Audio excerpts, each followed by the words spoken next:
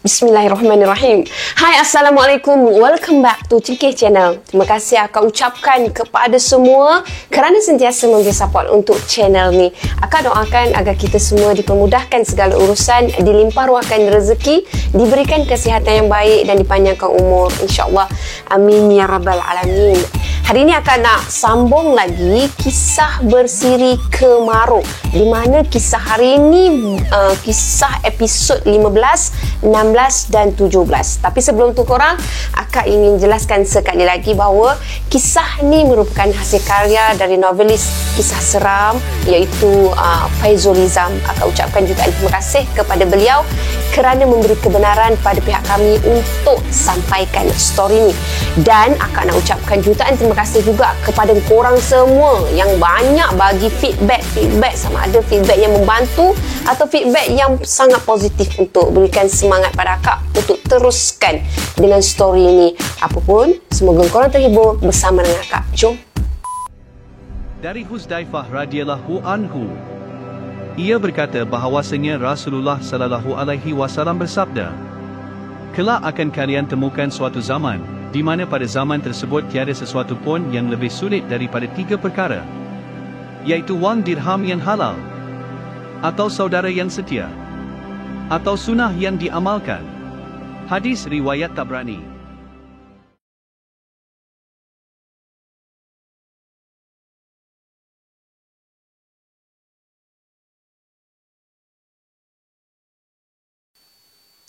Akak akan mulakan untuk episod yang ke-15. Tapi sebelum tu, akak nak flashback balik semula untuk episod yang ke-14. Kalau korang yang mana dah follow dengan story ni, korang mesti ingat balik semula. Episod sebelum ni di mana Akib telah menemui seorang lelaki yang memang dia tak kenal. Dan itulah first time dia jumpa dengan lelaki tersebut. Lelaki tu dikenali sebagai Ajil. Siapa Ajil korang? Dan kenapa dia jumpa dengan Ajil? Kalau korang nak tahu, jom akak teruskan. Mereka diam membisu. Maknanya sekarang ni Akib dia dah bersama dengan Ajil. Mereka dah bertemu dan mereka masing-masing terdiam membisu. Akib yang pada masa tu dia duduk sebelah lelaki yang dikenali sebagai Ajil tu, dia tak boleh nak tunggu lama lagi dah kat situ. Dia kesuntukan masa korang. Janganlah kamu risau. Di sini tempat yang tak sama seperti di sana. 1 jam dekat sini lebih kurang 1 minit dekat sana. Tak perlulah kamu rasa risau sangat, kata Ajil sambil dia tersenyum. Dia sepertinya macam dah tahu apa yang bermain di minda Akib. Akib diangguk, dia faham. Akib, di sini adalah tempat di mana kamu akan mengenal diri sendiri. Cuba kamu ingatkan kembali kenangan-kenangan manis bersama orang-orang yang kamu sayang. Bayangkan perasaan kamu pada ketika tu, kata Ajil. Akib, dia cuba nak bayangkan, dia ambil mood, dia cuba nak bayangkan, dia pejamkan mata dia. Tiba-tiba bayangan yang cuba dia ingat tu muncul di depan mata dia. Maksudnya dalam bayangan dia lah. Muncul kenangan dia bersama dengan Hakim dan Tok Siluman Tunggal. Mereka tinggal bersama, belajar bersama-sama, dan pada waktu tu Akib dia memang rasa happy sangat-sangat. Dia rasa seronok sangat sebab mereka sangat-sangat gembira. Lepas tu muncul pula wajah dan kenangan bersama dengan Pak Utih. Time tu masa wajah bersama Pak Utih, dia rasa sangat tenang sebab dia diberi kekuatan untuk bersabar. Wak Imah dipukul sekalipun, dia sangat-sangat bersabar. Dia sangat-sangat menyantuni pada Pak Utih. Dia rasa macam satu ketenangan yang datang pada diri dia. Dia tersenyum lagi sendirian. Tiba-tiba muncul pula keadaan di kampung Kalumpang. Dia rasa gembira juga time tu sebab dia diterima dengan baik dan mereka semua meletakkan harapan yang sangat tinggi kepada dia. Dia rasa sangat-sangat terharu. Selepas tu seketika kemudian, muncul pula wajah-wajah kesuraman mereka semua ni. Wajah-wajah cemas dan wajah-wajah kesedihan tatkala kematian orang yang mereka sayang. Serta-merta air mata Akib mengalir. Kegembiraan dia hilang. Dia rasa sangat sedih. Dada Akib mula berombak. Dia menahan kesedihan yang amat sangat. Dia genggam penumbuk dia. "Kamu marah, Akib?" tanya Ajil. Akib angguk, "Yes, kita pun akan marah tau bila duduk dalam situasi tu. Lepas tu Ajil dia tepuk-tepukkan belakang badan Akib. Dia cuba untuk redakan kemarahan Akib. Akib, jurus angin lintang hanya boleh kamu capai peringkat tertinggi apabila kamu mencapai tahap ketenangan yang paling tinggi, kata Ajil. Bagaimana pakcik? Bagaimana saya nak melepasi dia pakcik? Bagaimana pakcik? Tanya Akib untuk dapatkan kepastian kesedihan masih belum menghilang. Senaman pernafasan yang kamu buat sekarang ni adalah langkah permulaan, tapi kunci dia terletak di sini. Di hati kamu. Apabila kamu mencapai tahap tertinggi, dalam erti kata lain, itulah tahap tertinggi ketenangan. Jelas Ajil sambil menekap tangan dia di dada Akib di sini. Tok Siluman Tunggal pernah menceritakan hal tentang ibu bapa kamu? Pernah tak? Akib dia menggeleng. Dia tak tahu. Tok cuma katakan bahawa kami ini adalah anak yatim piatu. Dia mengambil kami sebagai anak angkat semasa saya berusia 2 tahun. Dan abang saya berusia 4 tahun. Ajil tersenyum. Selepas tu, dia mula bercerita pada Akib. Ibu kamu syuhada. Dan seperti yang kamu tahu, Arifin adalah bapa kamu. Mereka amat menyayangi kamu dan abang kamu. Mereka sangat-sangat menyayangi kamu.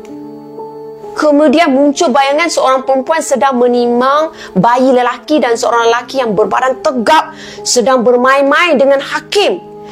Cantiknya ibu saya. Bangganya saya pakcik, kata Akib dengan nada yang sangat gembira. Dia berubah menjadi happy sangat. Ajil tersenyum juga. Jadi kamu dah tahu dari siapa datangnya ketampanan kamu dan dari mana abang kamu mendapat ketekapan badan dia?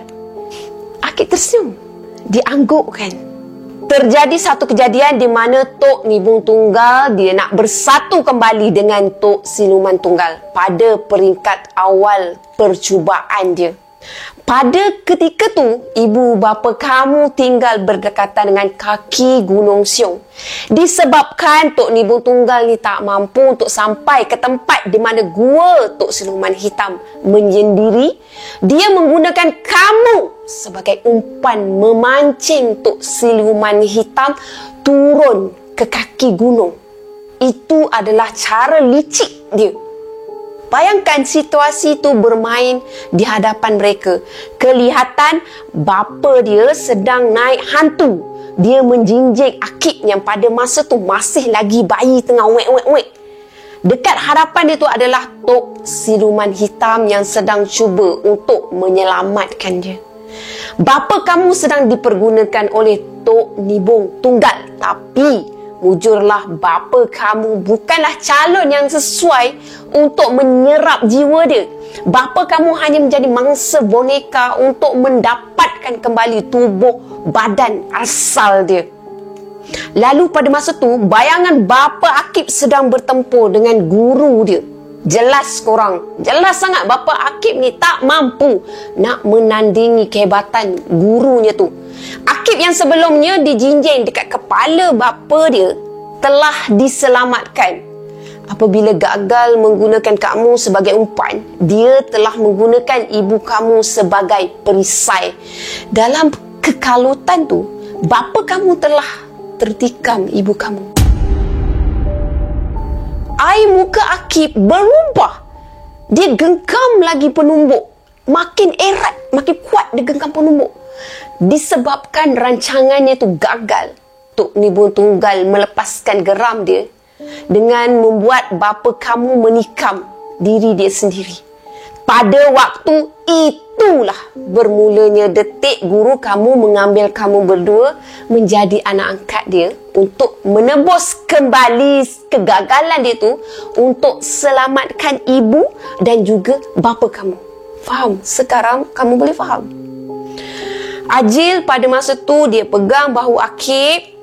Ibu bapa kamu adalah orang yang baik. Mereka menyayangi kamu sepenuh hati. Sekarang ni kamu sudah tahu siapa mereka. Simpanlah gambaran wajah mereka dalam hati kamu. Kemudian muncul kedua ibu bapa dia, ibu bapa Akib ni, di hadapan mereka berdua dengan wajah yang bersinar dan memakai pakaian berwarna putih. Kedua mereka tu berdiri sambil tersenyum bila melihat Akib. Akib, anak mak, mari sini nak, kata Syuhada sambil dia hulurkan tangan dia. Akib dia teragak-agak nak merapati kedua orang ibu bapa dia tu. Dia yang sejak dari kecil lagi, dia memang tak, seolah macam tak berbapa. Memang tak berbapa lah kan. Dan tak beribu. Dia sangat kekok dengan keadaan tu. Jadi dia teragak-agak lah untuk menuju pergi nak ulur tangan semua kan.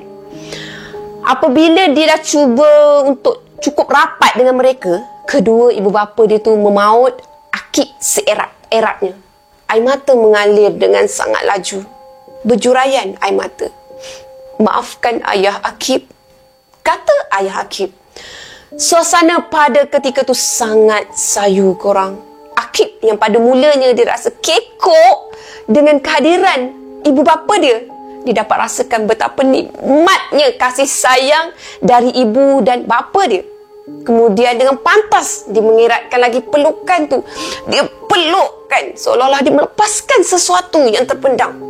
Kamu dan abang kamulah sahaja permata hati kami, kata Syuhada. Akib yang sedang mengalirkan air mata, dia tersenyum happy sangat bila dia dengar kata-kata dari ibu dia.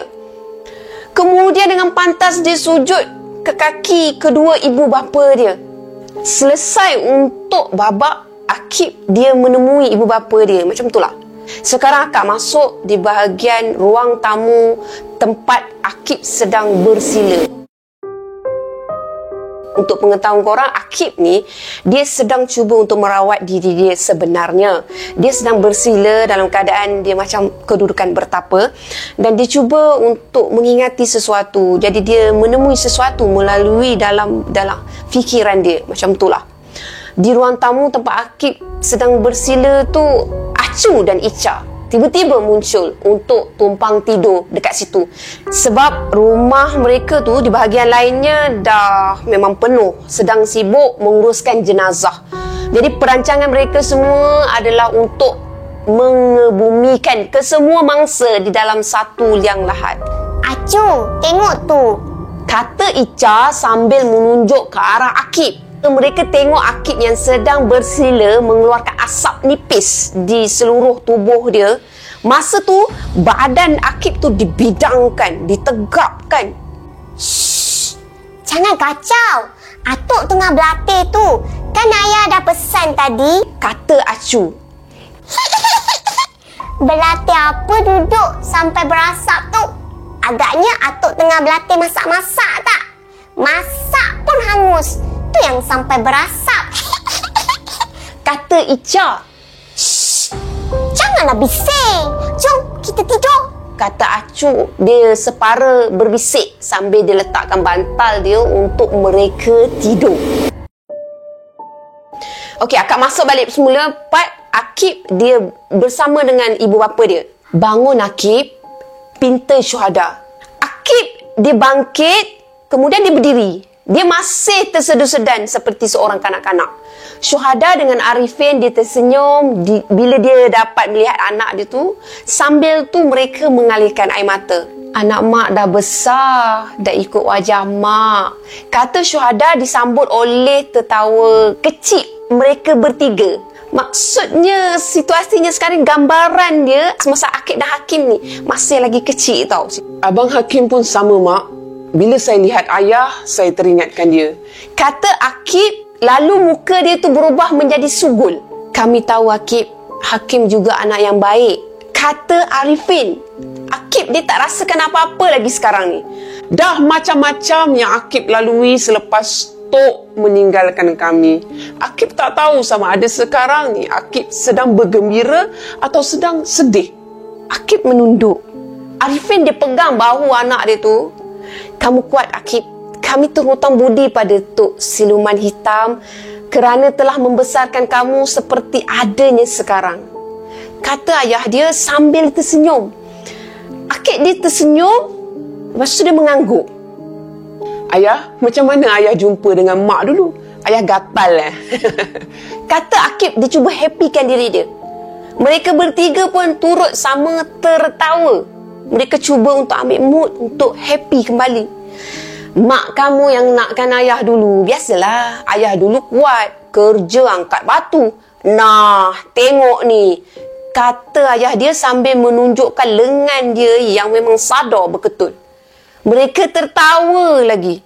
Amboi, awak dulu siap menyanyi depan tingkap bilik saya. Dahlah suara tak sedap. Syuhada dia tergelak sambil dia tutup mulut dia tu. Dia bergurau. Janganlah cerita yang tu. Malulah saya. Apalah. Mereka tertawa besar. Berapa umur Akib sekarang? Tanya Syuhada. 17 tahun. Jawab Akib. Oh, maknanya Hakim dah 19 tahun. Akib mengangguk. Hakim, ayah rasa sangat menyesal. Kalau tak disebabkan ayah termakan hasutan Tok Nibung Tunggal, Akib takkan hadapi segala ni. Kata Arifin sambil dia menunduk. Dia betul-betul memang menyesal. Akib faham ayah. Jawab Akib. Awak jangan salahkan diri awak. Ini semua telah menjadi takdir kita. Anak kita pun dah menjadi kebanggaan kita sekarang.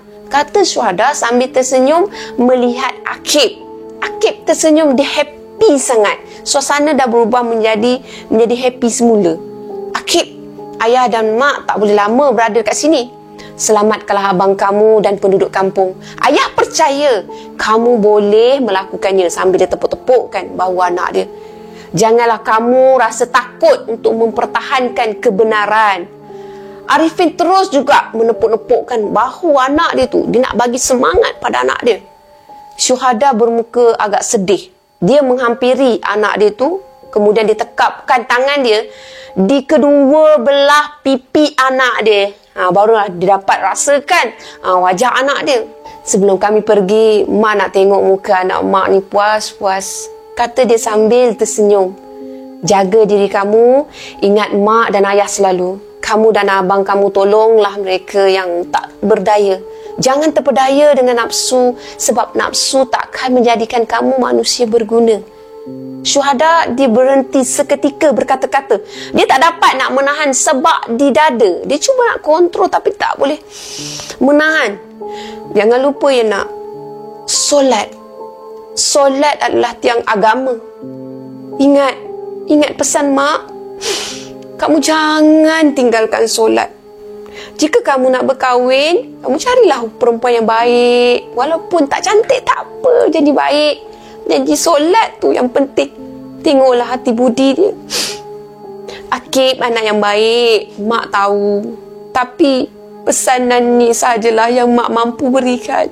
Mak harap Akib faham. Akib kembali bersedih. Dia turut sama bersedih. Dia orang kata menyapu air mata dia, menyeka air mata dia. Akib akan cari isteri yang sama macam mak. Kata Akib sambil tersenyum.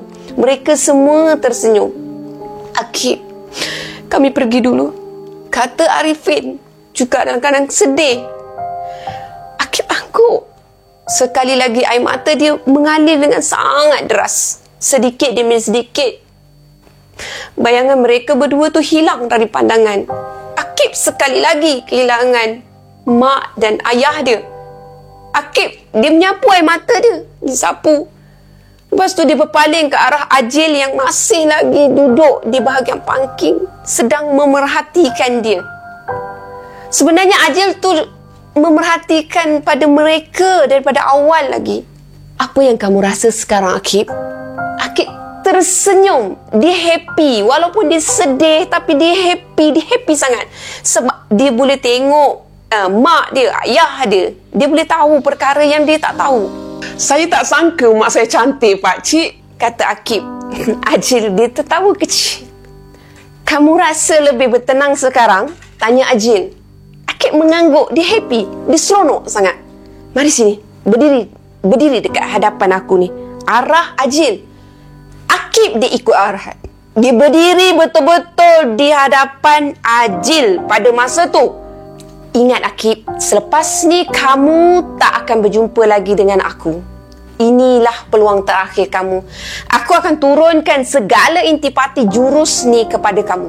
Terpulang kepada kamu bagaimana kamu ingin menggunakan jurus ni dan bagaimana kamu boleh menggunakannya untuk menjadi lebih baik dari guru kamu.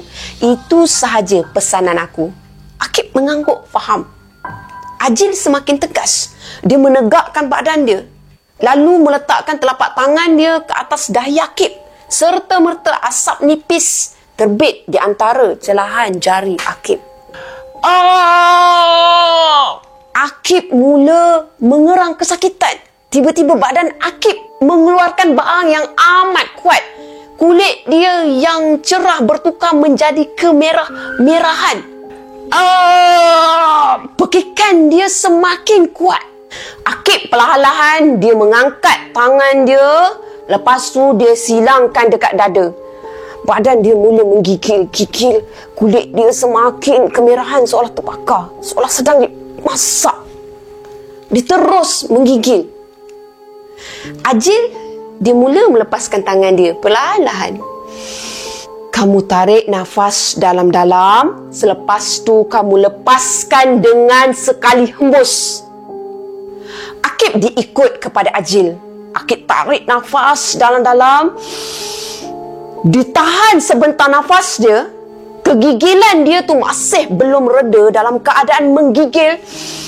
Lalu dia melepaskan satu hembusan yang sangat kuat.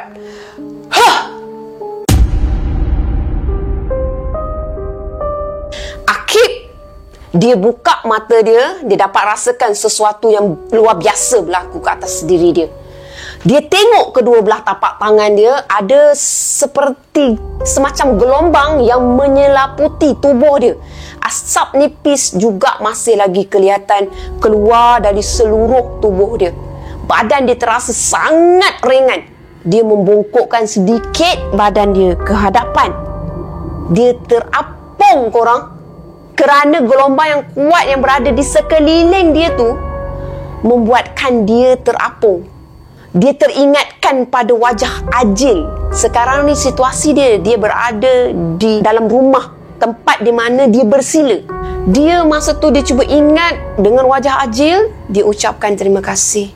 Terima kasih pakcik, kata dia dalam hati. Akib dia terdengar seperti suara kanak-kanak sedang ketakutan. Dia perhatikanlah sekeliling. Dia cari dekat mana suara kanak-kanak yang sedang takut tu.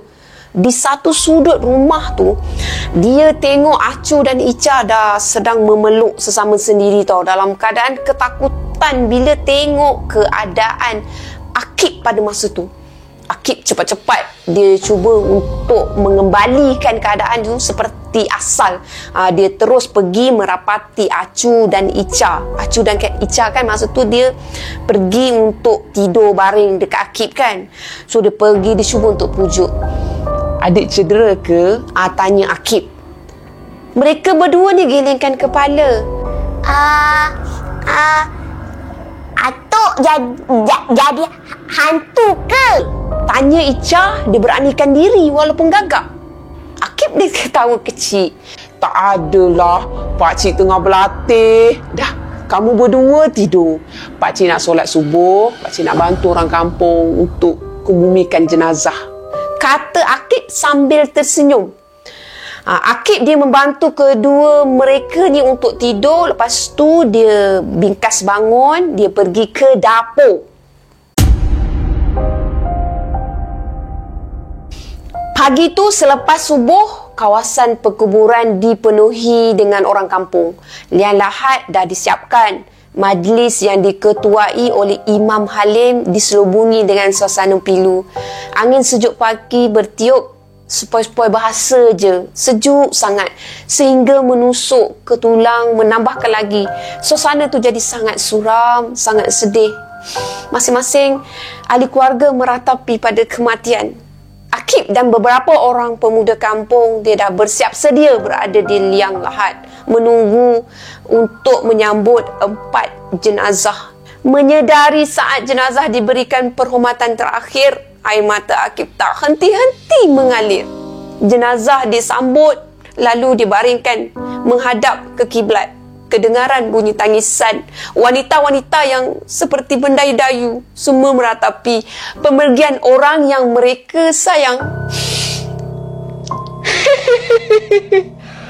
Kasihan. Tiba-tiba datang satu suara berhampiran dengan mereka. Mereka semua mencari-cari arah suara tu. Lepas tu mereka melihat Hakim sedang berdiri di sebelah sebatang pokok kemboja. Hakim menghilang, kemudian dia muncul di sebelah liang lahat. Mereka ada di situ. Mereka berundur dan bersedia untuk melindungi diri. Keadaan menjadi kembali cemas. Teruskan pekerjaan kita. Biarkan dia. Kata Akib. Kau nak apa? Tanya Akib, tetapi dia masih terus membetulkan keadaan jenazah di dalam liang. Tenang, Akib. Aku cuma datang untuk memberi penghormatanku. Kata Hakim. Akib dia menahan diri dia supaya kekal bertenang. Dia tak nak rosakkan suasana majlis pengkebumian. Dia menghormati sangat saat tu. Aku beri kau amaran terakhir. Lepaskan abang aku. Kata Akib selamba je. Sambil tu dia meletakkan liang lahat. Dia meletakkan lahat lah. Cubalah sendiri jika boleh. Dia nampak lain dan lebih bertenang. Nampaknya macam ada sesuatu yang berlaku kepada dia. Kata Tok Nubung Tunggal sendiri. Akib tersenyum. Lepas tu dia naik ke tepi liang lahat untuk menimbus tanah. Dia tak ambil pot pun kepada Hakim dan juga Tok Nibong tu semua. Dia tak peduli. Kerja dia perlu diteruskan. Jangan lupa janji temu kita malam ni. Kata Akib. Aku suka semangat kamu. Tak sabar rasanya aku selesaikan perkara ni dengan segera. Katanya lalu terus hilang dari pandangan. Akib tersenyum. Dia tersenyum happy. Aku pun tak sabar nak kerjakan kau.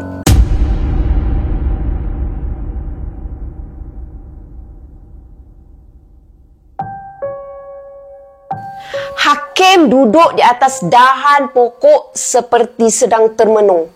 Tok Nibung Tunggal yang menjadi nadi dia sekarang dia terasa agak rungsing. Sementara di alam separuh sedar, Aku rasa ada yang tak kena ni. Dia nampak lain. Bodoh aku ni. Kenapa aku tak selesaikan sahaja semalam? Tok Nibung Tunggal dia bermonolog sendirian. Nampaknya Tok takut ya. Ejek Hakim yang masih terikat. Diamlah kau. Kau nak kena hempas. Alah, cakap sikit pun dah nak marah. Tok kan kuat. Lawanlah adik saya tu. Saya lagi kuat dari dia. Hakim dia menjebit bibir dia. Lalu dia halakan muncung ke arah Tok Nibung Tunggal. Tok Nibung Tunggal dia berpaling. Kamu sengaja nak buat aku naik darah ya? Jika benar adik kamu telah menjadi lain, aku hanya perlu menjadi lebih bijak dari dia. Apabila telah cukup syaratku, adik kamu pasti mati. Kata dia sambil mengangkat buku 5. Tok nak buat apa pada adik saya? Kata Hakim sambil tu dia meronta-ronta. Di alam separuh sedar dia dah dirantai. Tok Nibung Tunggal dia tertawa kecil. Kamu pula yang takut. Jangan risau. Aku masih tak puas dengan adik kamu. Orang lain aku akan bunuh dengan pantas. Tapi adik kamu aku akan pastikan dia mati dengan sengsara. Hakim terus meronta-ronta lagi.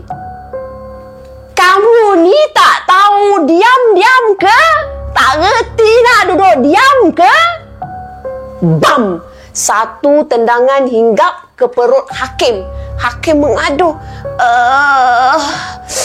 Aduh. Tok Nibu Tunggal dia menjeling hakim. Lepas tu dia berpaling semula.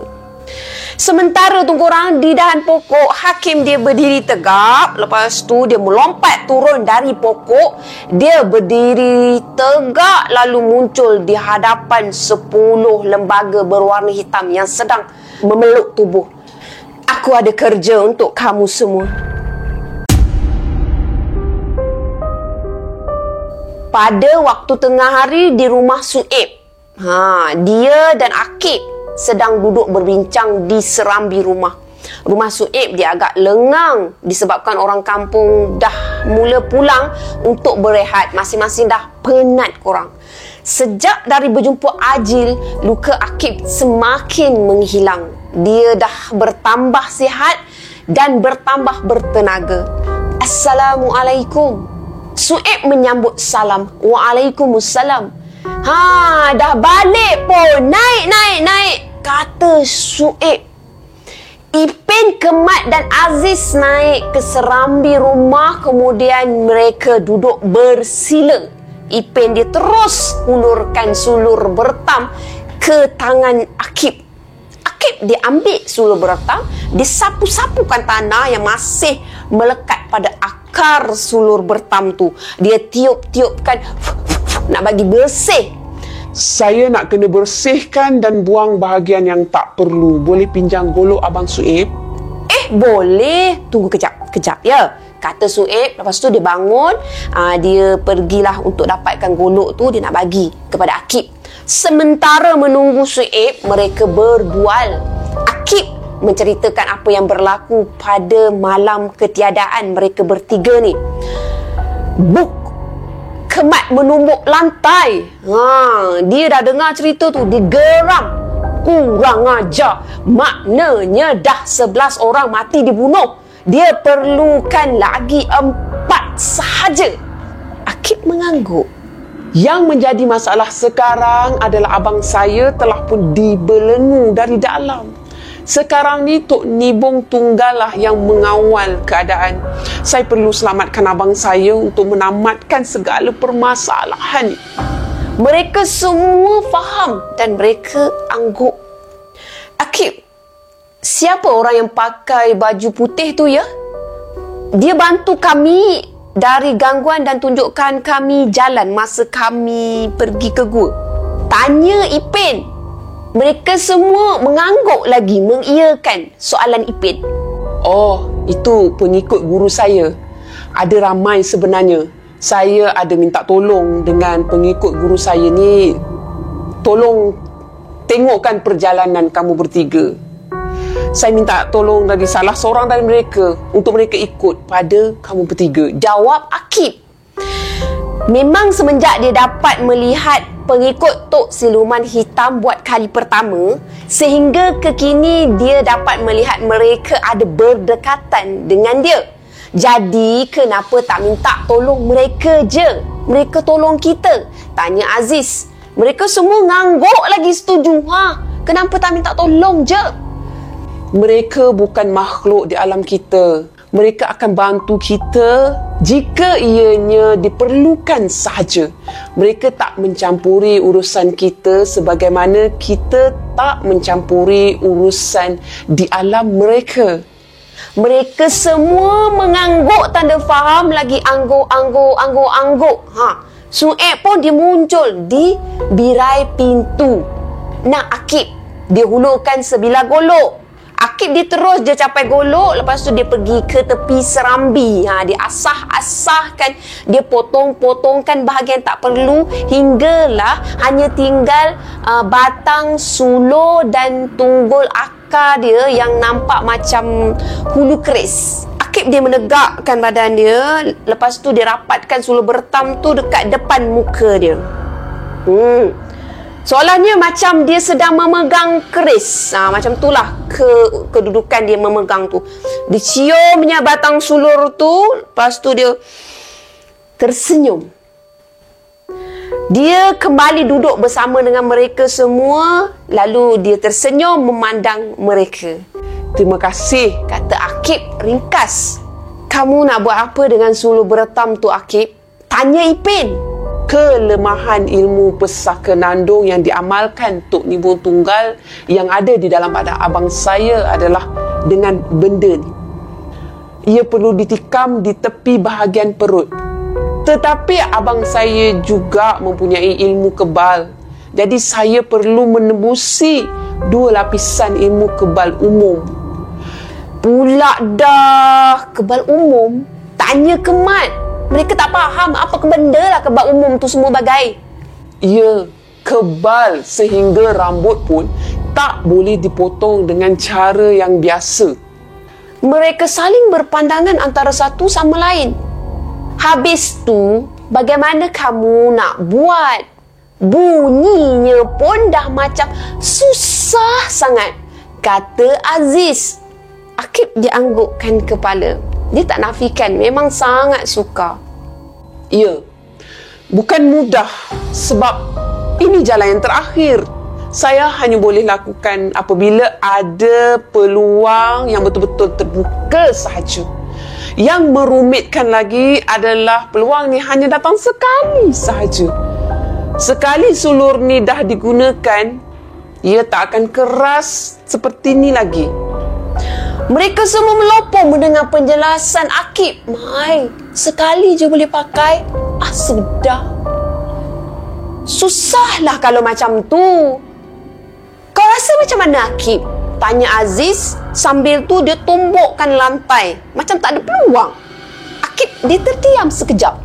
Tak tahu nak cakap apa. Itulah yang saya sedang fikirkan ni. Saya kena selangkah lebih depan dari dia. Saya yakin dia juga ada menyimpan perancangan jahat, kata Akib. Mereka semua diam 1000 bahasa. Terkelu lidah.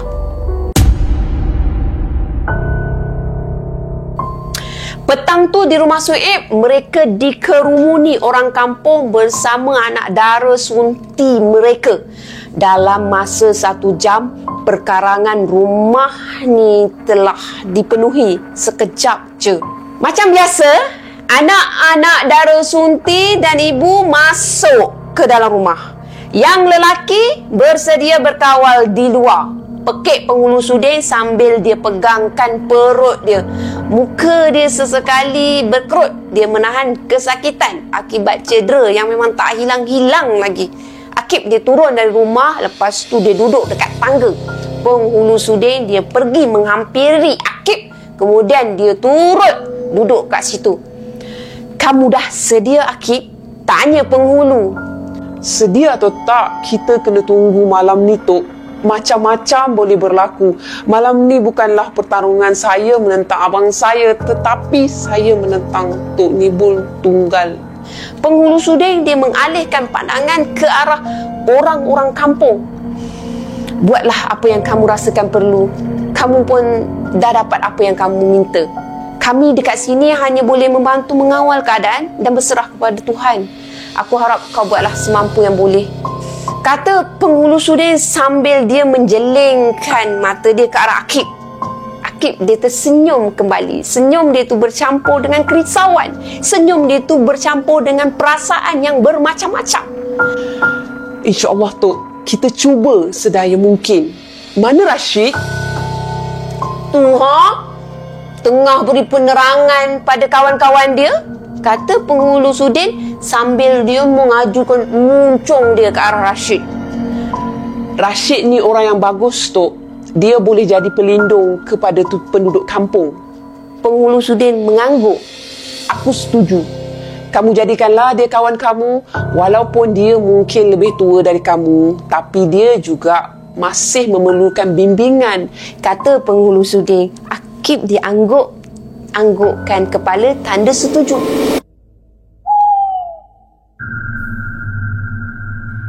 Malam yang ditunggu pun tiba korang. Akib berdiri sendirian di tengah halaman rumah. Mata dia dipejamkan. Dia mencari 1000 ketenangan. Tangan dia di depan didepangkan, kaki dia dirapatkan. Angin agak kuat pada ketika tu. Akib dia dah bersedia untuk menghadapi apa yang berada di hadapan dia. Orang-orang lelaki diminta untuk bersedia di sekeliling rumah dan berbaris rapat yang boleh untuk menjadi perisai kepada yang lain, jadi perisai manusia. Hakim dia muncul di hadapan Akib seperti yang dijanjikan. Dia ketawa, dia menyeringai. Air liur dia meleleh, menitis ke bumi. Akib dia buka mata dia dan dia menurunkan tangan dia. Tadi didepangkan, diturunkan. Telah aku jangka kau nampak lebih bersedia, Kata Hakim. Kau... Belum sempat Akib menghabiskan ayat dia, satu tumbukan padu sepantas kilat hinggap di perut dia. Hakim sempat merapatkan kepala dia ke pipi Akib. Aku nak lihat sekuat mana kamu sekarang. Bisik Hakim. Bam! Akib tercampak ke belakang, melambung hampir mengenai mereka yang ada di sekeliling rumah. Akib mengaduh. Kemudian dia bangun daripada jatuh. Dia menyapu darah yang keluar dekat bibir dia. Ini sahaja ke yang kau ada? Hakim lebih kuat dari kau. Lalu Akib mengenakan tumbukan balas. Dia meluncur sangat laju menuju ke arah Hakim. Hakim menempis. Akib tergamang seketika. Hakim dia mengenakan satu libasan sisi ke arah perut Akib. Akib menunduk, lepas tu dia membuat tumbukan ke atas mengenai dagu Hakim, menyembur darah. Tatkala Hakim menjulang ke udara, Hakim membuat balik kuang lalu mendarat di hadapan Akib. Dia terbalikkan badan dia. Dia berdiri balik semula dekat Akib. Boleh tahan, Kata Hakim sambil dia betulkan saat dia berdiri tu tak berapa nak tegak kan, dia cuba betulkan. Kau nak lagi? Tanya Akib. Jangan terlalu cepat membuat kesimpulan. Orang muda buruk padanya nanti. Hakim menyindir pada Akib. Akib dia nak tarik nafas yang panjang. Ditahan sekejap nafas dia. Lepas tu dia menghalakan tangan dia ke arah Hakim. Akib melepaskan nafas dia. Satu pukulan angin gaib hinggap di dada Hakim. Hakim terpelanting ke belakang. Lalu dia berguling jauh sehingga menghentam perdu pokok. Bam! Hakim menggelupur kesakitan. Dia kemudian bangun, lalu terus hilang dan muncul di atas dahan pokok. Kau nak pergi mana? Pekik Akib. Sepantas kilat muncul di sebelah Hakim. Akib mengenakan lagi satu tendangan di sisi ke arah Hakim. Hakim tercampak jatuh masuk ke dalam semak. Dia pun meronta lagi. Hakim menggelupur lagi. Hakim muncul di sebelah. Kau nak lagi? Bam! Satu lagi tendangan hinggap ke perut Hakim. Dia tercampak lagi lebih jauh masuk ke dalam semak. Sedang Akib bertempur dengan Hakim, dia tak menduga akan ada sesuatu yang bakal terjadi dekat tepi rumah. Apa tu? Kata Sidi sambil dia pergi meneliti sesuatu dari arah semak. Masa tu korang muncul 6 orang pemuda kampung menghampiri rumah. Oh, si Aziz, apa mereka buat dalam semak tu? Mereka semua memandang sesama sendiri sambil angkatkan bahu. Di tangan masing-masing dah tersedia golok dan parang. Apabila keenam mereka semakin menghampiri kepada mereka dekat rumah ni, mereka terus menyerang Syidi dan mereka yang ada dekat situ. Mereka yang menyerang tu 6 orang tu agak handal bertempur. "Woi Aziz, Kau apa hal? Tanya Syidi. Mendengarkan riuk pikuk dekat tepi rumah tu, mereka yang lain semua datang untuk melihat apa yang berlaku. Mari, kata penghulu Sudin. Aziz yang baru je tiba kat situ tergamam tau bila dia tengok Syidi ni sedang bertempur dengan diri dia sendiri. Syidi, dia memandang Aziz. Betul, dia nampak Aziz. Lepas tu, dia pandang balik semula ke arah Aziz yang berada dekat depan dia. Dia memekik tau. Sebab dia pelik korang. Aziz dah jadi dua. Bukan satu dah jadi dua. Itu Aziz, ini Aziz. Confused lah dia. Dia memekik.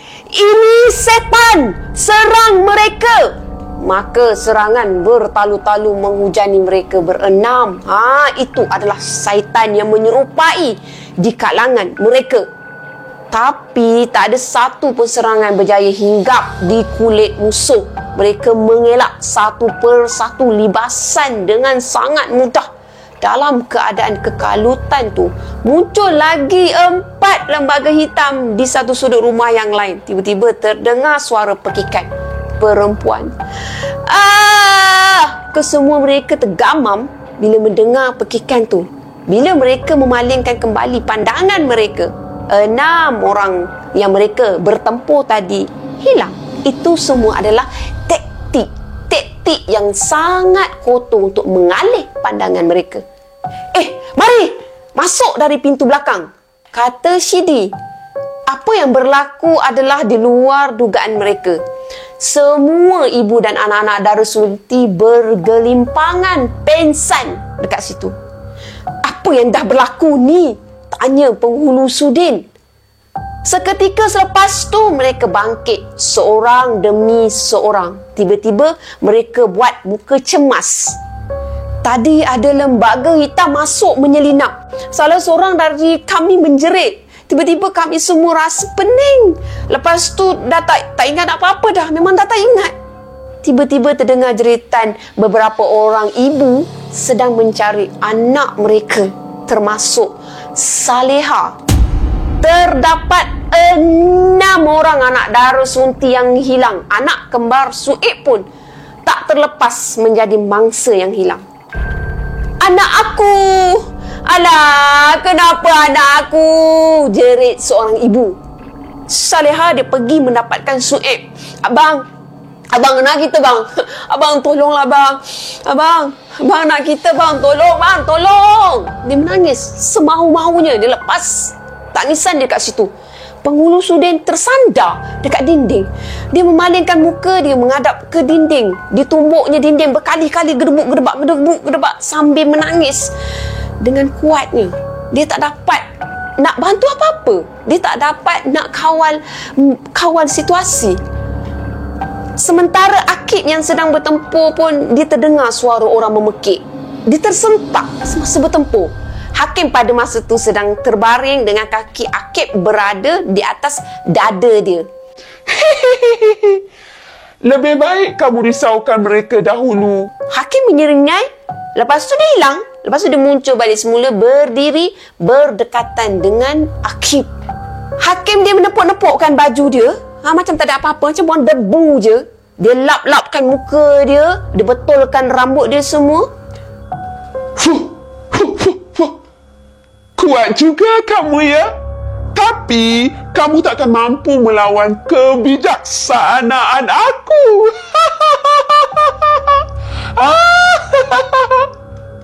Hakim ketawa sepuas-puasnya. Lepas tu Hakim pun menghilang dalam kegelapan malam, meninggalkan Akib yang masih terpinga-pinga. Seolah-olah macam, dah kenapa dengan aku ni? Apa yang dah berlaku?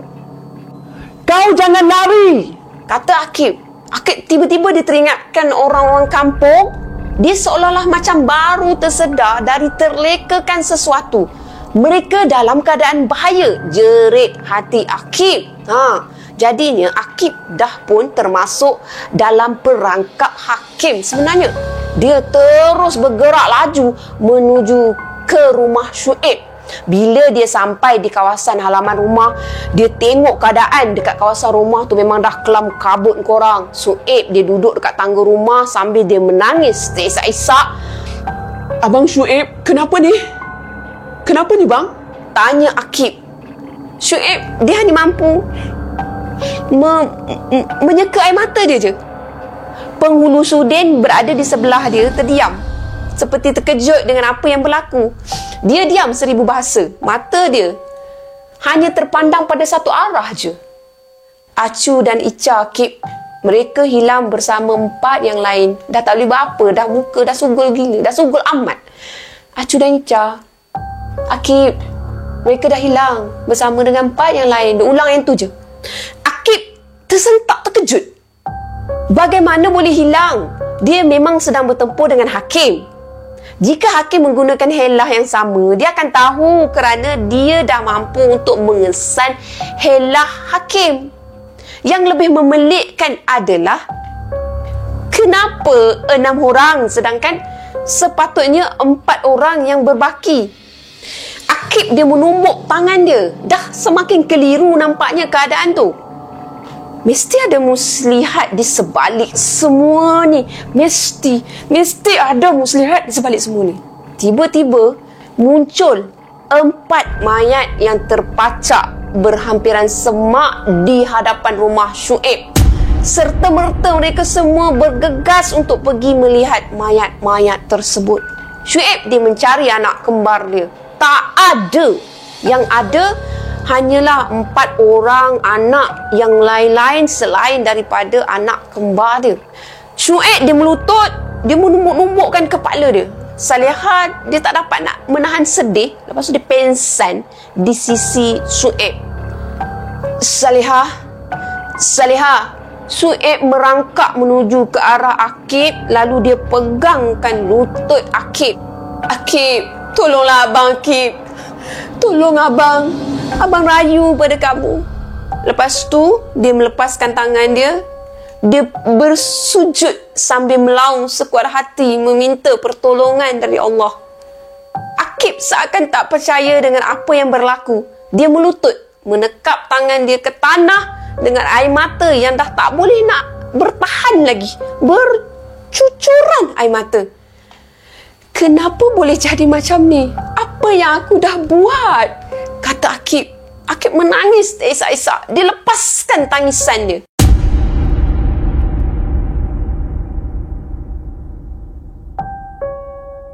Tiba-tiba tanpa sedar, Akib berada di alam minda separa sedar. Tok siluman hitam muncul di hadapan dia. Akib masih lagi melutut.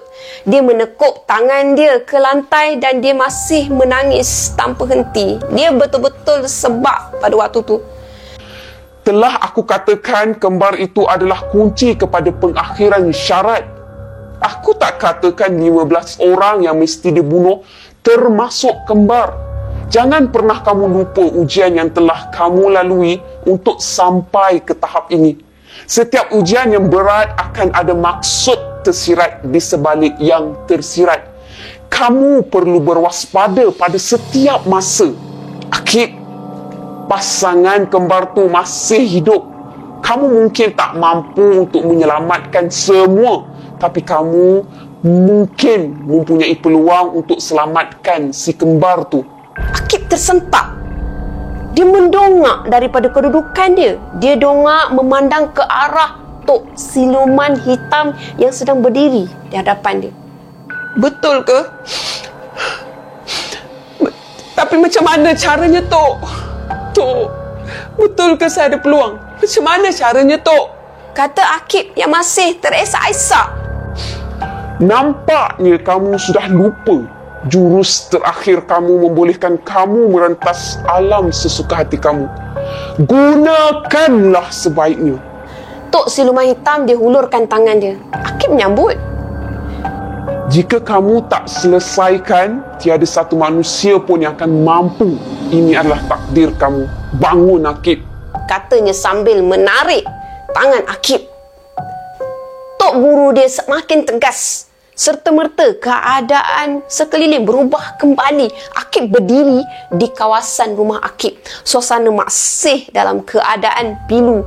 Bunyi-bunyi tangisan masih lagi mendayu-dayu memecah kedinginan malam tersebut. Akib memerhatikan keadaan sekeliling. Dia menyapu. Air mata dia Ternyata korang, dia sangat sedih dengan apa yang berlaku. Dia tak mampu untuk membantu keadaan. Dia memandang ke arah penghulu Sudin. Saya kena pergi, Tok. Kembar tu masih lagi hidup. Doakan pemergian saya, Tok. Penghulu Sudin mengangguk. Penghulu Sudin dah tak tahu nak buat apa. Dia anggukkan je. Syuib terkejut. Dia berjalan sambil melutut ke arah Akib. Akib, tolong abang Akib. Tolong abang. Rayu Syuib sambil memaut untuk Akib.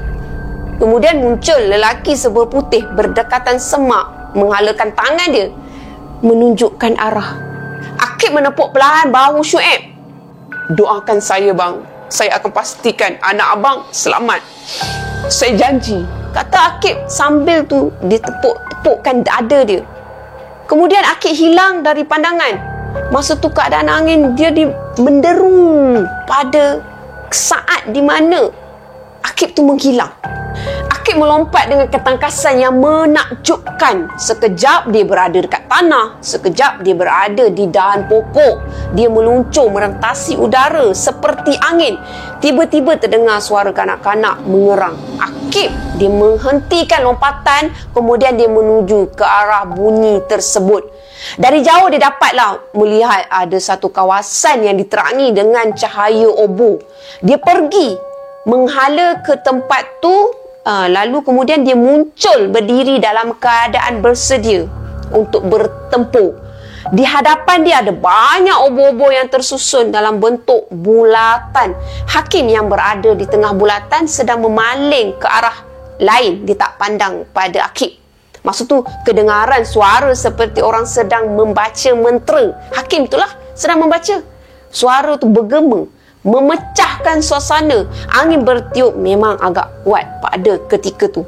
Kedua-dua kembar tu orang sangat-sangat naif dalam keadaan bugil. Digantung terbalik berhampiran Hakim. Hakim ni memang sangat kejam. Mereka dalam keadaan sedar. Kembar tu masih merintih, meronta. Mohon, minta dilepaskan. Lepaskan. Akib tidak dapat melihat darah mengalir dari celah peha kembar tersebut. Kembar-kembar tu nampak Akib.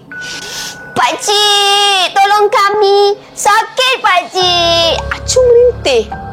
Akib dia memandang mereka, lalu memandang Hakim dengan pandangan yang tajam. Dia renungkan Hakim. Lepaskan mereka.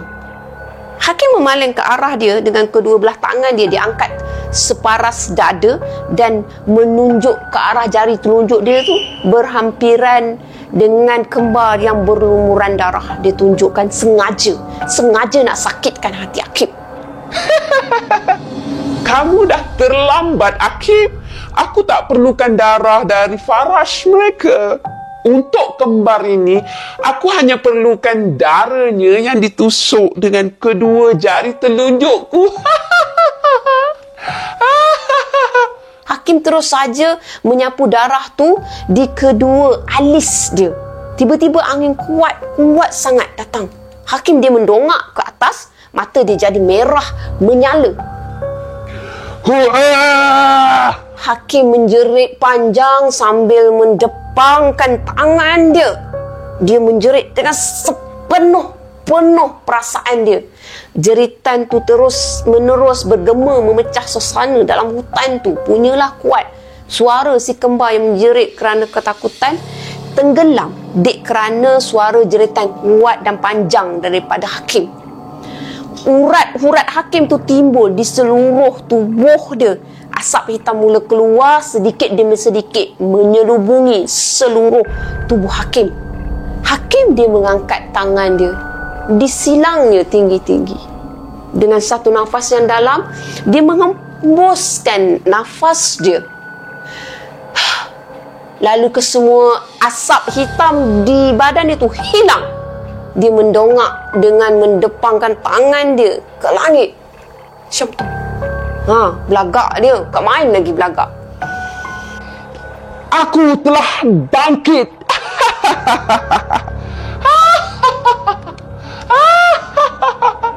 Jeritan Hakim bergema dengan kuatnya. Pokok-pokok besar bergoncang dengan jeritan tu. Tiba-tiba dia terdiam. Dah kenapa? Perlahan-lahan Hakim meluruskan tangan dia menunjuk ke arah Akib. Kau akan mati. Katanya dengan suara yang amat garau. Kau akan mati. Hakim memandang Akib dengan mata yang merah menyala. Muka dia memang amat redup. Muka memang tak handsome langsung. Ternyata kegelapan dah memenuhi, dah menguasai diri Hakim. Hakim yang sebenar berada di alam separuh sedar telah dihumban masuk ke dunia kegelapan. Nampak gayanya kau telah berjaya. Aku akan selamatkan abang aku walau apapun yang terjadi, kata Akib. Hakim dia merapati si kembar tu. Jika kau sanggup bertarung dengan aku hingga ke titisan darah yang terakhir, aku akan lepaskan si kembar ni. Aku hanya perlukan apa yang aku perlukan sahaja. Tapi kamu, aku perlukan nyawa kamu. Aku benci pada siluman hitam tu. Akib mengangguk. Aku terima cabaran kau, kata Akib. Hakim memutuskan ikatan yang tergantung. Kemudian dicampakkan kedua kembar tu ke arah Akib. Akib sambut. Kemudian Akib mendukung mereka. Izinkan aku menghantar mereka sebentar. Sebentar lagi aku akan datang semula ke sini. Hakim menyeringai. It's okay. Pergi. Jika kamu lari, aku akan menjejak kamu. Pergi. Aku setia menanti di sini, kata Hakim. Akib kemudian dia menghilang dari pandangan. Dibawakan si kembar tu, dia entah pergi ke mana kan, bawa balik semula. Tak sampai 5 minit selepas tu, Akib muncul semula. Akib memang jenis jujur. Dia menepati janji dia. Perlahan-lahan dia tanggalkan baju dia. Aku suka semangat kamu, Akib. Aku tahu kamu bukan orang yang biasa-biasa. Lantas baju Hakim terkoyak dengan sendirinya. Akib dia tak menghiraukan kata-kata Hakim. Dia merapatkan kaki dia. Matanya dipejamkan. Dia menarik nafas dalam-dalam. Dipusatkan tumpuan. Kemudian dia menggigil sambil mengerang. Diangkat tangan dan disilangkan ke dada. Dia melepaskan nafas, lalu terus berada di dalam keadaan kekudanya bersedia. Asap nipis mulai terbit di seluruh tubuh Akib. Nampaknya kamu tahu kekuatan sebenar aku, Akib. Dah lama aku tak gunakan ilmu ni. Kamu lihat di sekeliling kamu. Kamu lihat. Lihat. Akib dia memandang sekeliling. Banyak lembaga-lembaga hitam yang berada di sekitar kawasan tu. Ada yang duduk atas pokok, ada yang sedang mengintai di sebalik pokok. Kata berani takkanlah pakai pengikut kan? Mereka semua adalah kadamku. Menunggu masa aku hidupkan semula dalam tubuh badan manusia yang terpilih. Hakim dia melihat telapak tangan dia. Dia gigitkan jari dia sehingga keluarkan darah. Dah lama aku tak rasa sakit seperti ini. Lalu Hakim dia terus meluncur ke arah Akib. Satu tumbukan padu dia halakan kepada Akib. Akib menghalang dengan menyilang tangan dia. Bam! Kekuatan Hakim tak dapat disangkal lagi. Akib terpelanting walaupun dia dah berjaya menahan tumbukan tu. Dengan kepantasan yang menakjubkan, Hakim terus menghujani Akib dengan tumbukan demi tumbukan dan tendangan demi tendangan. Akib menepis dan terus menepis. Kelajuan mereka seperti kilat. Sekejap je ada di atas, sekejap kang ada kat bawah. Bunyi hentaman demi hentaman bergema di sekitar kawasan. Pang, pang, macam-macam bunyi keluar. Akib terpaksa mengelak serangan demi serangan. Sesekali dia melepaskan tumbukan, tapi berjaya dipatahkan oleh Hakim. Sedang dia menghalang tumbukan dari Hakim di udara, tiba-tiba Hakim menghilang. Dia mencari, rupanya Hakim muncul dekat bawah, lalu mengenakan satu tumbukan padu, mengenai betul tepat padu betul dekat perut Akib. Akib melambung. Kemudian Akib terjatuh terlentang ke atas tanah. Sedang dia cuba untuk bangun, datang satu tendangan terus dari atas, menyembur darah dari mulut Akib apabila kaki Hakim dah pun menjejak ke perut dia. Terbenam tanah di sekeliling Akib punyalah kuat. Bam, bam, bam, bam. Itulah bunyi yang dok bam, bam. Bersilih ganti. Hakim membuat balik kuang, terbalikkan badan dia. Lalu dia mendarat di hadapan Akib yang sedang menggelupur menahan kesakitan. Akib cuba untuk bangun. Dia bingkas bangun. Ini sahaja ke? Akib yang sedang cuba untuk tegak berdiri, ligat dia cuba memikirkan sesuatu. Sambil tu, dia masih memijik. Ini je ke? Dia sedang memasang rancangan dia untuk menyerang titik kelemahan Hakim. Dia perlu kekal merahsiakan apa yang berada di fikiran dia, apa yang dirancang. Aku mesti lemahkan dia dulu. Tapi macam mana? Kata Akib sendiri. Tiba-tiba datang satu tumbukan terus dari Hakim. Bam lagi. Kau nak tahu kenapa kau lemah? Tanya Hakim sambil menumbuk.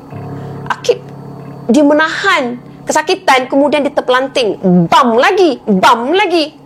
Datang lagi satu tendangan hinggap ke perut dia. Bam lagi.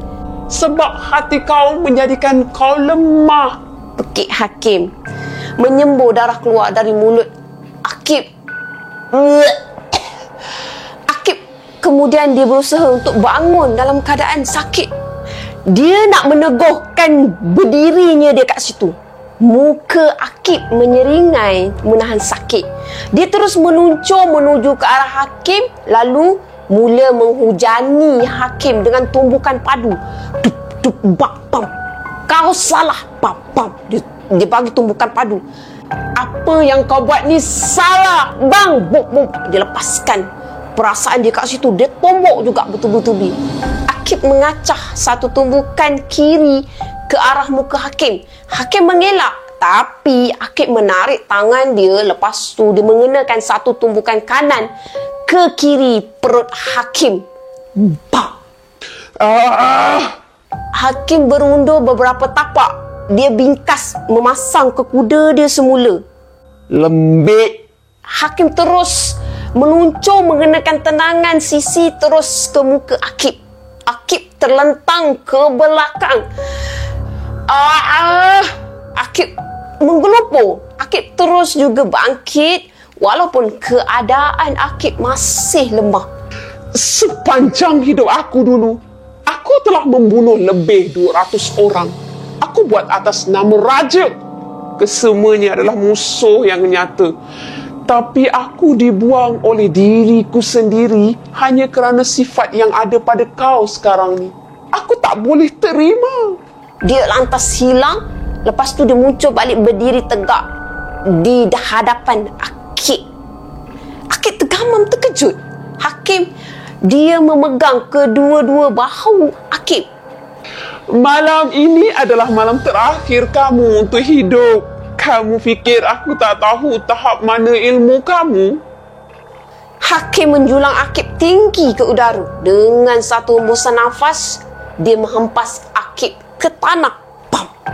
Akib terbaring, mengerang kesakitan. Tiba-tiba Hakim muncul di atas Akib sambil berdiri tegak. Dia menunduk dengan buku 5 tersedia di sisi badan dia. Kamu nak tahu apa itu kekuatan? Nah, Bam, bam, bam. Ditumbuk-tumbukkan. Hakim menghujani Akib dengan tumbukan demi tumbukan. Bertalu-talu ke tubuh Akib. Pekik Akib. Hakim mencekik leher Akib. Lalu Hakim dia mengangkat sambil mencekik tu, mengangkat Akib tinggi. kasihan. Hakim terus mengenakan tendangan sisi.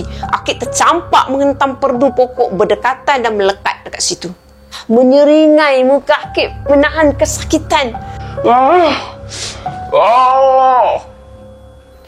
Akib, fikiran Akib, dia dah tak boleh bertahan lebih lama lagi.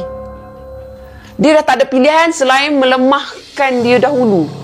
Kata Akib pada diri dia sendiri. Kesakitan yang dialami meresap hingga ke tulang yang paling dalam. Memang sangat-sangat sakit. Jika aku terus menyerang, aku tak akan bertahan. Kalaulah aku boleh melemahkannya dari dalam. Tiba-tiba dia tersedak. Dia teringat kata-kata Tok Siluman Hitam. Nampaknya kamu sudah lupa jurus terakhir kamu membolehkan kamu merentas alam sesuka hati kamu. Gunakanlah sebaiknya.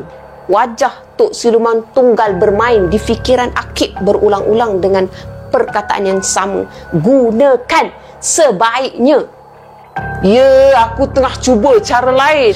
Akib dibingkas turun ke tanah. Dia berdiri tegak seperti telah mendapat suntikan nafas baru. Dia sapukan darah dekat bibir dia. Nampaknya air muka kamu berubah. Akib tersenyum. Kau memang bijak.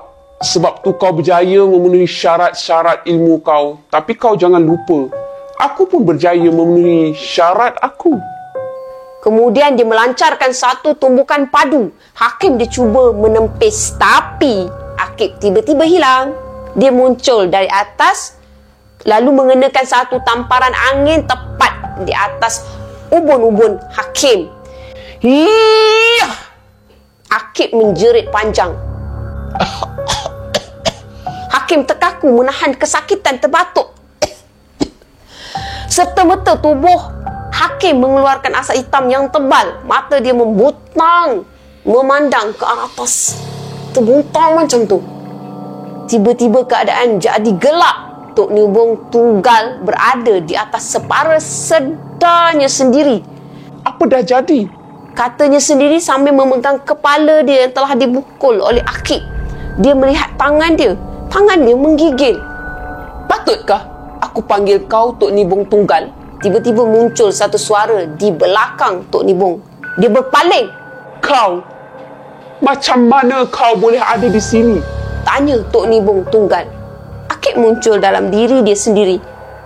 Tok terkejut. Tok katakan Tok tahu tahap kekuatan aku. Adakah Tok hanya bersembang seperti tahu semua perkara? Akib menyeringai. Menyirai puas. Kurang ajar. Kau ada dalam kawasan aku. Tok Nibong Tunggal menyerang Akib dengan menghayung satu tumbukan, tapi tak menembusi pun tubuh Akib. Jangan cuba perkara yang sia-sia. Tok takkan boleh menyerang aku, kata Akib sambil disenyum menyindir. Sekarang giliran Akib pula. Tok Nibong Tunggal dia makin marah. Dia terus mengenakan tendangan dan menumbuk. Tak ada satu pun yang hinggap. Dia seperti memukul angin sahaja. Kau nak apa? Aku nak berbual dengan Tok sebentar. Tok Nibong Tunggal dia terkedu terkaku kat situ. Setakat tu saja untuk episod untuk kali ini. Apa yang baik sama-sama kita ambil jadikan sebagai tauladan. Apa yang buruk sama-sama kita ambil jadikan sebagai sempadan. Akak tegaskan kat sini, perkara-perkara tak elok, perangai tak elok, jangan diikut. Terima kasih korang yang mana follow untuk kisah-kisah kemaruk ni, dan terima kasih juga kepada yang baru untuk follow. Jangan lupa untuk like, share dan subscribe untuk channel ni. Assalamualaikum, bye.